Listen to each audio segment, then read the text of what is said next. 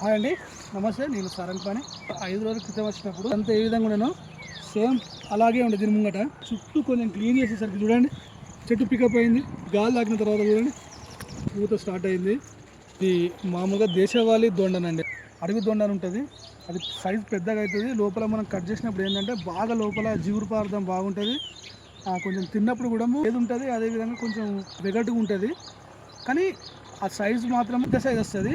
అదే కనుక మనకు కూరకు సంబంధించిన కూరదొండ మాత్రం కొంచెం చిన్న సైజ్ వస్తుంది. ఇంతకు ముందు ఉండే ఆ చెట్టు మిస్ అయిపోయింది. తర్వాత నేను ఇంకో చెడు పెట్టిన, అక్కడ నీడబడి అక్కడ మిస్ అయిపోయింది. లాస్ట్కు ఇక్కడ కూడా పెట్టిన, ప్రస్తుతానికి అయితే సెట్ అయిపోయింది.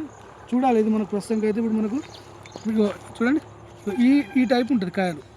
ఇంతకు మించి కాదు, ఇంతకు మించి అయిందంటే లోపల ఆల్రెడీ దీని కాయ అనేది పండుగ మారే అవకాశాలు ఉంటాయి. కాబట్టి లాస్ట్ స్టేజ్ ఇదే అన్నట్టు. మనకు వర్షం పడ్డది కాబట్టి తినొచ్చు, ఏం కాదు. ఇది మనకు పచ్చి కూడా సులభంగా తినచ్చు, కానీ అడవి దొండ తినలేము మనం. ఆ కాయలు తినలేము.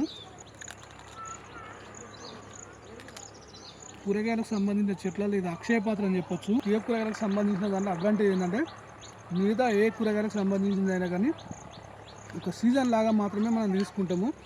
ఏది మామూలుగా బీర కానీ, సూర కానీ, చిక్కుడు కానీ, కాకర కానీ, ఎటువంటి కూరగాయ తీగ కూరగాయలకు సంబంధించినవి కానీ అవి మనం సీజన్ లాగానే తీసుకుంటాం. కానీ దీనికి అట్లా ఉండదు.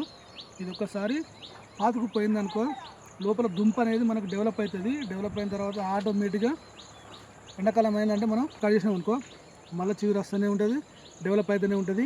ప్రతి ఆకుకు గనుపుకు అంటే ఇది మనం మామూలుగా చూడండి, ఈ ప్లేసు ఈ గనుపు ఉంటుంది కదా, ఇక్కడ స్టార్ట్ అయింది చూడండి. ఈ ప్లేసు ఇక్కడ గనుపు ఉంటుంది కదా, ఇక్కడ స్టార్ట్ అయింది చూడండి. ఇది చూడండి, ఇదొక గనుపు కాయలు, ఇదొక గనుపు కాయలు. గనుపుకు మనం ఒకటి దీనికి ఏంటంటే మనం చేయాల్సింది, ఇది లేత చెట్టు కాబట్టి మనకు నేను ఆకులు తెంపట్లేదు, కానీ కొంచెం ముదిరిపోయిన తర్వాత కాత అనేది కొంత తగ్గింది అనిపించినప్పుడు మాత్రం మనం చేయాల్సింది ఏంటంటే ఈ విధంగా మనం మొత్తం చెట్టు ప్రూన్ చేయకుండా, అంటే మొత్తం కింద దాని తీగ కట్ చేయకుండా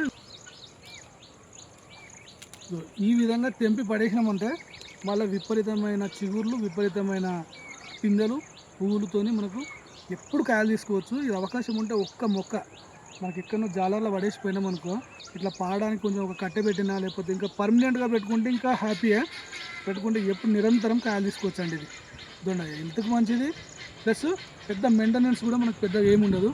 నా దగ్గర ఇదొకటి ఉన్నది, ఇంకోటి పెన్సిల్ దొండ కూడా ఉన్నది. అది కూడా ఇప్పుడు పికప్ అయింది, అది కూడా చూపించే ప్రయత్నం చేస్తా. Please subscribe my channel. Thank you.